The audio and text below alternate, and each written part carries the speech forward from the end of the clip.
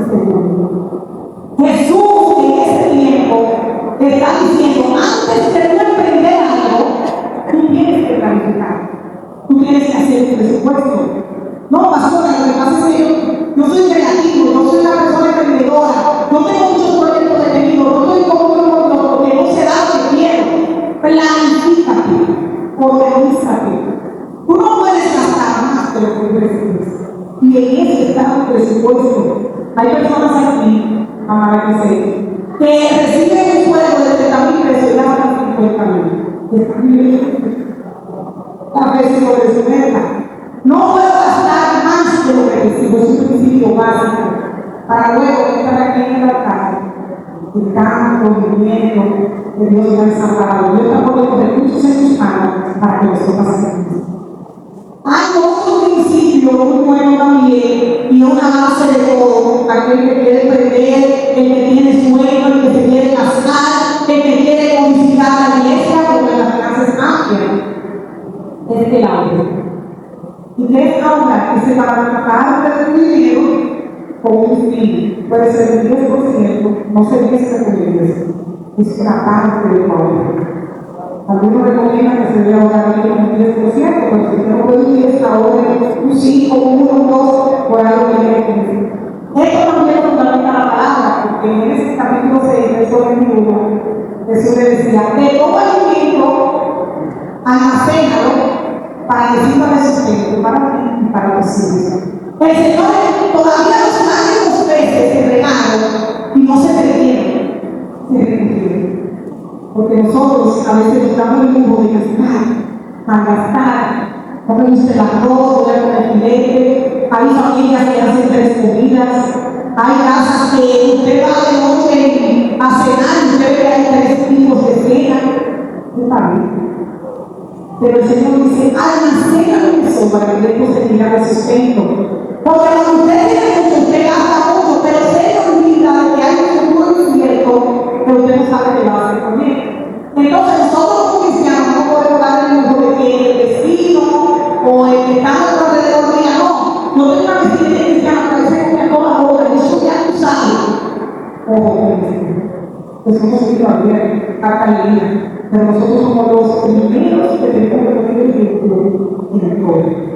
Hay otro principio no menos importante, pero es el que más nos afecta a todos, y es pagar nuestras deudas. Atención, pagar nuestras deudas. Mire, hermano, una deuda es un compromiso que se tiene para el sentido entre dos personas. La Biblia dice en el libro de Salmos que el impío toma prestado y no paga. El impío toma prestado y no paga. Ahora el justo está en el y nada. Usted y yo no podemos dar el lujo de quedar mal ante nadie, ni ante una institución financiera, ni ante el vecino, ni ante el pastor, ni ante los hermanos. Usted tiene que pagar.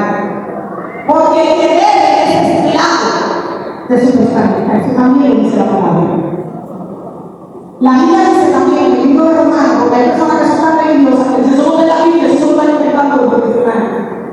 No le debas nada a nadie, sea impuesto, si es tributo, sea hermano. Es difícil, pero nadie tiene una comunión con Dios cuando tiene tanto nivel de deuda. O un nivel de deuda que no te llega a pensar.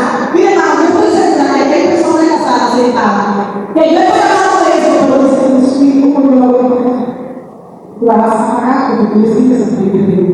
Pero el primer paso tienes que darlo tú. Si tú no tienes una necesidad de endeudarte con algo o tomar una deuda para un cumpleaños, para algo que no es una necesidad, no la tomes. A lo mejor uno de los hombres más ricos de la Biblia y el más sabio. Hermano, y la Biblia no registra nada de desorden ni Salomón para nada. Entonces usted como cristiano tiene que poner orden. Las deudas se reciclan de mayor a menor. Hay algunas que es un poco difícil saltar por el dinero, pero hay otras que son pequeñas, que tienen que ser de pago y empiezan a pagar las pequeñas. Esto te va a ayudar a tener como un propio hermano. También digo que el que no tiene para pagar, no tiene que dar una explicación.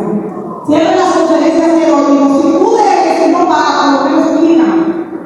Ahora yo no tengo un dinero que se puede ganar. Así le van a poner conmigo también. No se quiere de Jesús. Tienes que tener palabra. Hermano, mira, yo tengo para el 30, pero los 30 no ha llegado. Tengo un problema, pero te voy a dejar. Eso no es cristiano. El sabio, el inteligente, piensa en riqueza, mas el que actúa apresuradamente fracasa. Tú tomas esa deuda apresuradamente, tú tienes que dar una ocasión, tienes que pagarla. Y Dios te va a ayudar. Todo esto que yo estoy diciendo, hay personas que dicen, pero ¿cómo lo voy a hacer? Tú tienes que orar, tienes que actuar y no puedes coger más deuda. A menos que sea para medicamento, por medicina, por ejemplo, o para la comida. No se toman deudas para cosas que no sean prioritarias o necesidades fisiológicas. Entonces, yo te exhorto en este día a que tomes estos tres principios, analice cuál es más fuerte y más débil, pero los tres son un complemento, y sin ello no puedes tener la finanza a nivel.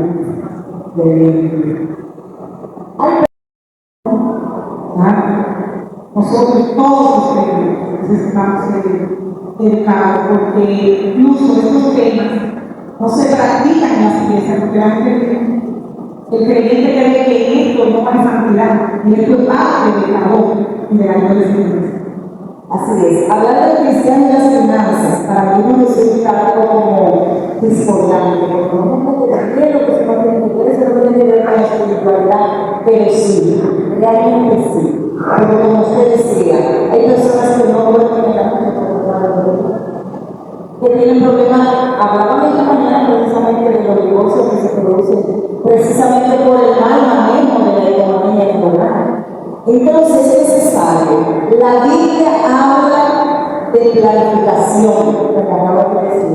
Y tenemos que educarnos en ese sentido. ¿Qué dice Dios acerca de la finanza? Acerca del dinero. ¿Cómo yo debo planificar? ¿Qué yo debo hacer? ¿Hasta dónde yo no tengo control? Pero mi pareja, porque yo estoy casada, sí tiene control de la deuda. Eso también hay que tomar en cuenta. En una familia, vamos a ver, ¿quién se maneja mejor? Y para estos días que vienen de Navidad, que vienen con un visito por ahí, ¿cuántas compras compulsivas? ¿Qué nos puede exhortar acerca de eso?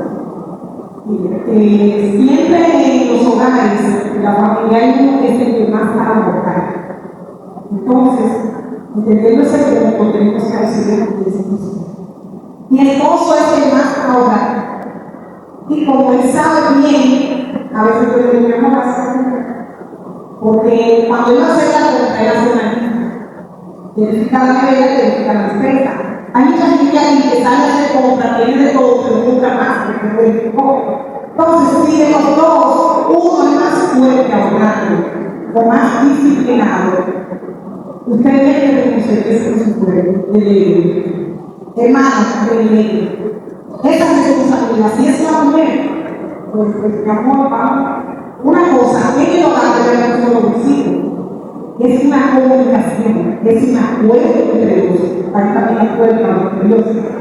Pero uno de los dos puede una cosa y el otro otra cosa. Lo recomendable es que el que se sabe administrar mejor debe esa gente.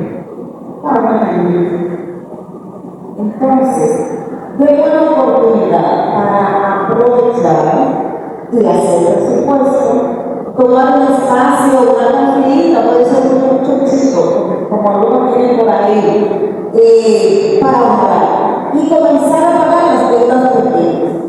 Y las deudas más grandes que no puedo pagar en este momento, pero lo tienes que hacer.